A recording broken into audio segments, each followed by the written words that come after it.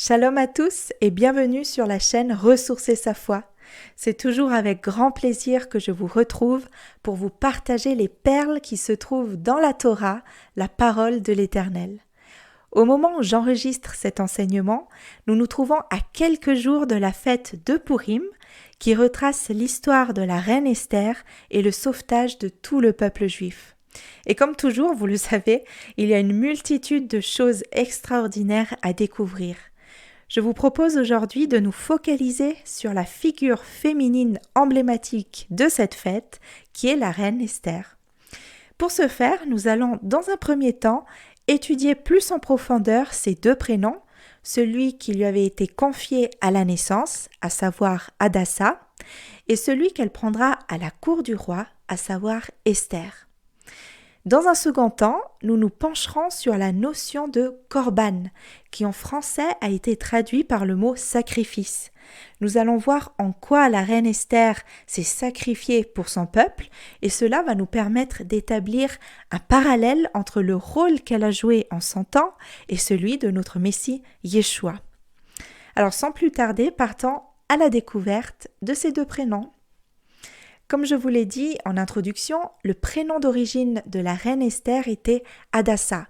On retrouve la référence notamment au chapitre 2, verset 7 du livre d'Esther. Son prénom provient de la racine Hadas en hébreu, qui signifie myrte. Et vous le savez peut-être déjà, le myrte est un arbuste qui mesure entre 1 à 3 mètres de haut et qui pousse dans le bassin méditerranéen. Ses feuilles sont d'un vert très vif et ses fruits ressemblent à de petites olives noires. Voilà, c'était juste une petite description pour que vous puissiez avoir en tête l'image du myrte. Et c'est intéressant parce que les sages d'Israël nous enseignent que la reine Esther était ainsi nommée, donc Hadassa, pour diverses raisons, comme nous allons à présent le voir. J'en ai sélectionné 3. Bien évidemment, il y a beaucoup plus de raisons que cela. Et si le sujet vous intéresse et que vous désirez approfondir, eh bien je vous conseille de lire le traité Megillah 13a que vous pouvez trouver peut-être en anglais premièrement, voire même en hébreu sur des sites internet, mais maintenant avec les traducteurs en ligne, on peut facilement les traduire en français. Voilà pour la source. Donc, première explication, nous disent les sages, apparemment, Hadassa avait un teint olivâtre, comme une feuille de myrte. Et si aujourd'hui vous dites cela à quelqu'un, il se vexerait très probablement, car avoir un teint verdâtre serait plutôt signe de maladie.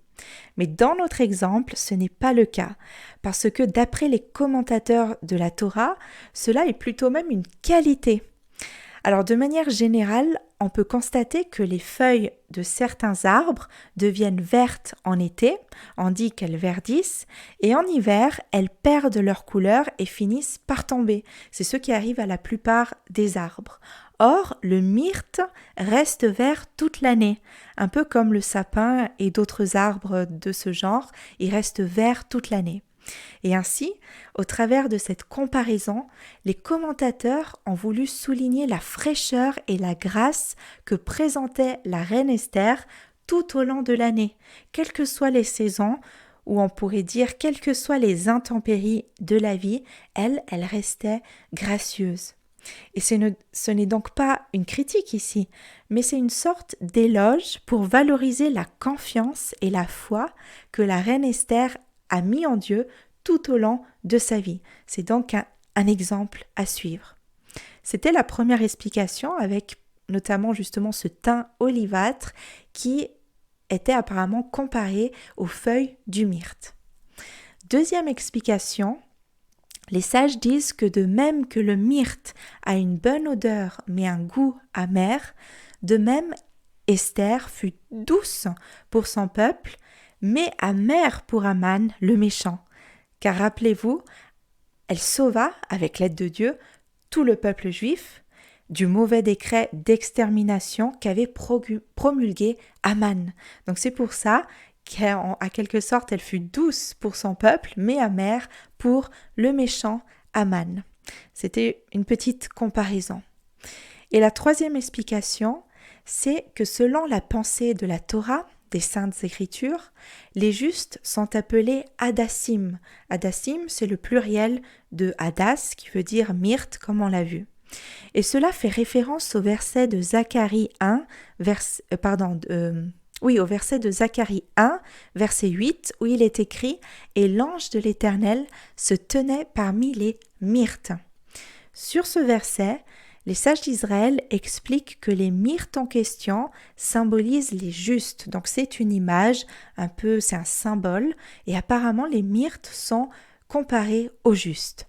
On va aller un petit peu plus loin dans l'explication grâce au rabbin Shmuel Eliezer Edels qui va dans ce sens et qui nous dit que puisque l'homme est comme un arbre planté près d'un courant d'eau qui donne son fruit en sa saison, et dans le feuillage ne se flétrit point, donc il reprend ici, vous l'avez reconnu, c'est le psaume 1, verset 3, eh bien les justes sont appelés myrtes, car tout comme cet arbuste, donc le myrte, qui possède une douce odeur et dont les feuilles ne dessèchent point, les justes sont semblables à un bon arbre qui diffuse un parfum agréable. Et ce parfum agréable, ce sont les bonnes œuvres des justes.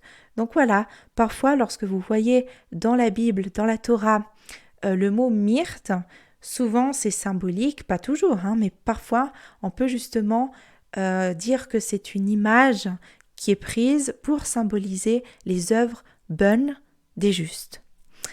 Et de même, au travers de ses bonnes œuvres et de son immense courage, la reine Esther a été élevée au rang de juste, car Dieu l'a choisie pour sauver tout son peuple. Voilà donc les quelques explications au sujet du myrte et du prénom Hadassa qui nous permettent de mieux comprendre les caractéristiques de notre héroïne du jour. On va passer à son deuxième prénom qui est celui d'Esther. Esther provient du mot perse staré, qui signifie étoile et qui en français a donné naissance au mot astre. Et selon le Targum, pour rappel le Targum, c'est une traduction araméenne de la Bible, on l'a appelée ainsi car la reine Esther était aussi belle que l'astre de la nuit, c'est-à-dire la lune. Et en effet, c'est encore, une explication que les sages d'Israël donnent, c'est que la reine Esther était apparemment dotée d'une incroyable beauté. Elle faisait même partie des 4 femmes les plus belles de l'histoire, selon les sages, encore une fois. Et ces 4 femmes étaient Sarah, Rahab, Abigail et Esther. Et pourtant, malgré sa beauté, Hadassa refusa de participer au concours qu'avait organisé le roi Assuérus pour trouver une nouvelle reine. Il est raconté que durant 4 ans, elle se cacha afin de fuir la sélection de jeunes femmes prétendant au titre de reine de Perse. Alors que toutes les autres jeunes filles du royaume se pressaient pour ne pas rater cette grande opportunité, eh bien Hadassa, elle, s'éclipsait. Toutefois, Mordechai, c'est son oncle, réussit à convaincre sa nièce d'y participer. Et le texte nous dit qu'elle fut prise, c'est dans Esther 2, verset 8. Autrement dit, elle fut choisie contre sa volonté pour remplacer la reine Vashti. Et ceci nous donne une leçon pour nous, c'est que parfois nous ne comprenons pas pourquoi Dieu permet telle ou telle situation dans notre vie, alors que nous faisons tout pour la fuir, comme l'a fait Hadassa. Mais le Saint béni soit-il, Hachem, sait ce qu'il fait. Et de l'histoire d'Esther, Rashi, et pour rappel, Rashi, c'était un célèbre rabbin et commentateur de la Torah du XIe siècle, eh bien nous fait remarquer une leçon fondamentale. C'est que Hachem, Dieu, prépare toujours le remède avant même d'envoyer l'affliction. Et en effet, Hadassa, qui n'avait rien demandé, elle ne voulait même pas participer à ce concours, eh bien elle fut érigée au rang de reine contre son gré, pour une raison que seul le maître du monde savait. En fait, elle allait sauver le peuple élu du joug qui l'attendait. Et c'est pour ça que Rashi dit que Dieu prépare toujours le remède avant même d'envoyer l'affliction. Donc, essayons de garder cette idée en tête lorsque nous serons confrontés à des épreuves que Dieu préserve, mais parfois les épreuves, elles sont là pour nous faire grandir et justement pour nous rappeler cette notion que Dieu sait ce qu'il fait, il sait à quel moment nous envoyer telle ou telle affliction, telle ou telle épreuve, difficulté, mais ayant en tête que Dieu a le remède. Voilà. Et enfin, pour continuer encore un peu sur la signification du prénom Esther, cette fois-ci, si on prend la racine hébraïque, ça provient du mot satar, qui en hébreu signifie caché. Et nous venons de le voir, Hadassa est restée cachée durant 4 ans pour ne pas être élue comme future reine du royaume. Mais c'était sans compter sur la providence divine qui en avait décidé autrement. Une fois reine, Esther devait cacher ses origines juives jusqu'au temps voulu par Dieu. Elle avait un rôle bien particulier, comme nous allons le développer dans un instant. Mais pour conclure cette première partie sur les prénoms, si j'ai choisi de vous présenter les 2 prénoms de notre héroïne, c'est pour constater que la Torah nous enseigne que le choix du prénom, au-delà d'une simple affinité ou d'un choix commun des parents, doit revêtir une importance de taille, car le prénom exprime l'essence de la personne et par conséquent son rôle en ce bas monde. Et chaque âme qui vient au monde reçoit du ciel un rôle précis. Dans ce but, l'âme reçoit des capacités particulières qui lui permettront de remplir efficacement sa mission et de faire face aux épreuves. Ainsi, le choix d'un prénom pour son enfant n'est pas anodin et c'est pourquoi demandons à Hachem qu'il puisse toujours nous inspirer des choix que nous faisons et qui sont conformes à sa volonté.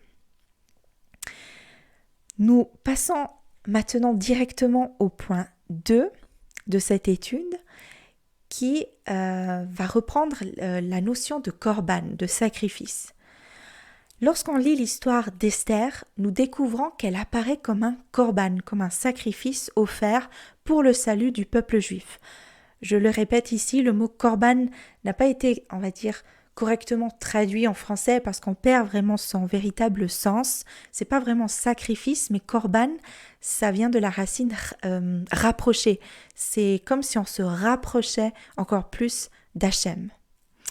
Et grâce au courage de la reine Esther, eh bien, son courage lui permit de libérer les Juifs du terrible joug qui pesait sur leur tête. Et nous allons établir à présent quelques parallèles assez frappants avec notre Messie Yeshua, qui à plus grande échelle encore a été notre korban à tous. Et pour ce faire, je vais vous lire un texte du Midrash. Le Midrash, c'est un commentaire rabbinique du Tanar, donc des Saintes Écritures de la Torah, et qui raconte qu'Esther, une fois arrivée devant la porte du palais, juste avant d'aller parler au roi, eh bien, elle s'est sentie abandonnée par l'Esprit Saint et elle fit cette prière. Elle dit la chose suivante: « Mon Dieu, pourquoi m'as-tu abandonnée ? Pourquoi as-tu changé l'ordre du monde et l'ordre des mères juives contre moi ? Quand Sarah fut emmenée captive par Pharaon pendant une nuit, lui et sa maison furent punis. Moi, j'ai été mise dans les bras de cet homme malfaisant pendant de si nombreuses années, et aucun miracle ne m'a aidée. » Elle parlait là du roi qui était son mari. Les femmes juives ont 3 commandements particuliers, qui sont le prélèvement de la challah, l'allumage des bougies et la pureté familiale. Et je les ai observés même ici. Pourquoi m'as-tu abandonnée ? Donc apparemment, selon le Midrash, juste avant d'arriver devant le roi, la reine Esther a fait cette sorte d'exclamation, de prière qui est à la fois très forte et très émouvante et qui certainement vous a rappelé les paroles de Yeshua à la croix qui s'est aussi exclamé « Eli, Eli, lama sabachthani », ça veut dire « Mon Dieu, pourquoi m'as-tu abandonné ?» comme la reine Esther a dit.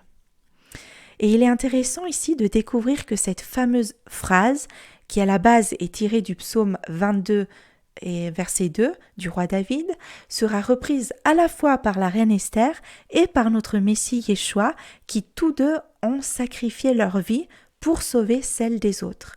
Et plus fascinant encore, nous pouvons comparer les interprétations que fournit la tradition juive concernant le psaume 22 avec celles des chrétiens.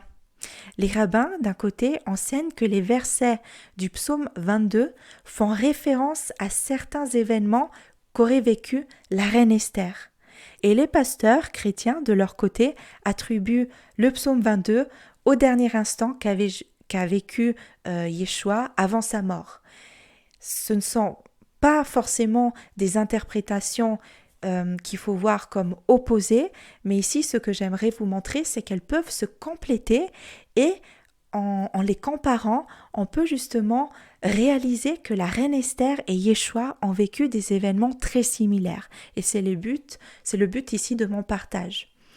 Alors, on va juste lire quelques versets du psaume 22 et à chaque fois, je vais vous expliquer l'interprétation rabbinique du verset et aussi l'interprétation chrétienne. Et on va voir justement les ressemblances qu'il y a entre ces deux interprétations. Alors, le premier verset du psaume 22 dit justement la phrase que nous venons de lire « Mon Dieu, pourquoi m'as-tu abandonné ?»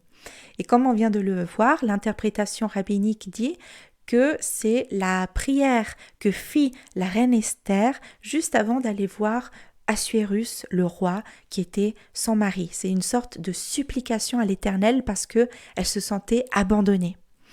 Et l'interprétation chrétienne dit que c'est Yeshua qui a crié à l'Éternel lors de sa crucifixion, et comme on vient aussi de le lire, et c'est dans Matthieu 27, le verset 46. Donc ici c'est intéressant parce que on voit que ce soit la reine Esther tout comme Yeshua, à un moment donné, plutôt fatidique de leur vie, ils se sont sentis comme abandonnés et ils ont eu besoin de faire ce cri, d'adresser vraiment ce cri à Hachem pour être à quelque part peut-être reboosté, revigoré, vraiment pour ressentir à nouveau la présence de Dieu. Ensuite, nous sautons quelques versets du psaume 22 et nous allons lire directement les versets 12, 13 et 16 qui disent la chose suivante. « De nombreux taureaux sont autour de moi, des taureaux de Bassan m'environnent. » Le verset 13, « Ils ouvrent contre moi leur gueule, semblables aux lions qui déchirent et rugit. » Et verset 16, « Des chiens m'environnent. » Alors ici, selon l'interprétation rabbinique, tous ces animaux, donc le taureau, le lion et les chiens, représentent les ennemis de la reine Esther, que ce soit Assuérus, ses gardes, Aman et les fils d'Aman. Ce sont tous des ennemis que la reine Esther et le peuple juif ont dû combattre. Et si on prend l'interprétation chrétienne, ces animaux représentent les ennemis du Christ, ceux qui désiraient le tuer. Et on sait que c'était les Romains et certains juifs, voilà, pas tous. Alors, ici, on va dire la comparaison, le parallèle, le lien est simple, c'est de voir que tous deux ont eu des ennemis. Ensuite, on passe au verset 15 qui dit la chose suivante, « La langue s'attache à mon palais. » Alors ici, selon la tradition juive, c'est une expression rabbinique qui est utilisée pour signifier l'impossibilité d'étudier la Torah. Donc c'est juste une expression, la langue qui s'attache à mon palais, c'est une expression pour signifier l'impossibilité d'étudier. Mais ici, dans notre contexte, ce n'est pas ça que ça signifie. Il s'agirait plutôt de la difficulté qu'éprouva la reine Esther à aller parler au roi. Parce qu'il faut savoir qu'à cette époque-là, tout le monde ne pouvait pas se présenter comme il voulait devant le roi, même pas la reine. Alors elle devait souvent, faire une demande. Et là, elle se présenta comme ça, sans avertir. Donc on peut penser justement qu'elle ressentit une grande difficulté à aller voir le roi et lui parler. Et maintenant, selon l'interprétation chrétienne de ce verset, donc la langue s'attache à mon palais, cela fait référence à la soif de Yeshua. Parce que rappelez-vous, dans Matthieu 27, 34, il est dit qu'une fois arrivés à Golgotha, les soldats firent boire à Yeshua du vin mêlé de fiel, et d'ailleurs qu'il refusa de boire. Et le point commun ici, c'est que tous deux, que ce soit la reine Esther et Yeshua notre Messie, à un moment donné, ils ont ressenti une grande difficulté. Ils furent éprouvés jusqu'au bout. C'est le parallèle, on va dire le lien que l'on peut mettre ici en évidence. Et enfin, j'aimerais parler, ou plutôt présenter un dernier verset du psaume 22, où on peut justement voir un certain parallèle entre la reine Esther et Yeshua. C'est le verset 18 qui dit la chose suivante: « Ils se partagent mes vêtements et tirent au sort ma tunique. » La tradition juive enseigne ici qu'avant d'aller voir le roi Assuérus, la reine Esther aurait été dépouillée par ses servantes. Ses servantes lui auraient déchiré ses vêtements. Et ceci nous fait penser au passage de Jean 19, 24 ou bien encore Matthieu 27, 35, où l'on voit qu'après l'avoir crucifié, les soldats romains se partagèrent les vêtements de Yeshua en les tirant au sort. Donc c'est intéressant de voir, on va dire, tous ces parallèles que l'on peut établir entre notre héroïne du jour, la reine Esther, et Yeshua. Et ces deux manières différentes d'interpréter le psaume 22, qui encore une fois ne sont pas forcément contradictoires, mais je dirais plutôt complémentaires, parce que ils nous permettent de saisir le rôle qu'a joué la reine Esther, qui apparaît alors comme une préfigure du Christ. On peut dire que c'était une préfigure messianique. Elle a été prête à donner sa vie. Elle représente justement ce korban, ce sacrifice, ce rapprochement qui permit la délivrance du peuple juif et la destruction de ses ennemis, à savoir Aman et de ses fils. Elle demande à Dieu d'intervenir en faveur de son peuple menacé, tout comme Yeshua qui intercéda auprès du Père pour la rédemption de l'humanité. Il est intéressant de noter que même les personnages bibliques féminins peuvent endosser ce rôle rédempteur qui fait penser, bien évidemment, à l'œuvre de Yeshua. Et rappelons, et nous aurons l'occasion, si Dieu permet, de l'étudier dans des prochains enseignements, que tout dans le Tanakh c'est la Bible hébraïque, pointe vers le Messie. Toutes les histoires que nous lisons, tous les commandements que nous lisons, eh bien, pointent forcément vers le Messie.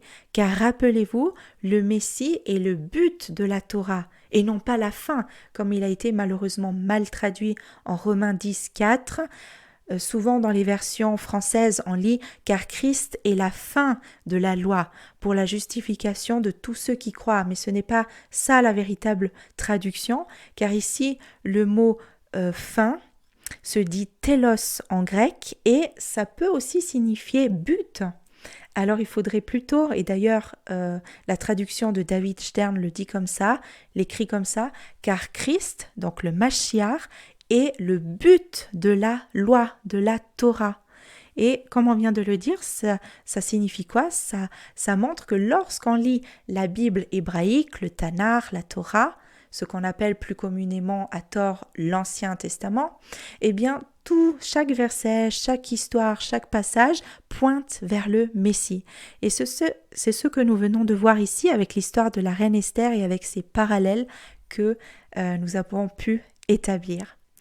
Voilà, alors j'arrive gentiment à la fin de cet enseignement. J'espère qu'il vous a plu.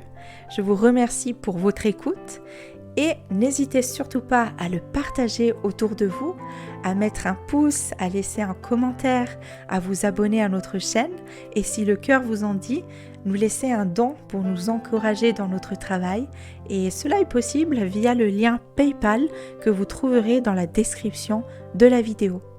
Alors je vous dis à très bientôt pour de nouveaux partages et Purim Sameach, bonne fête de Purim à tous.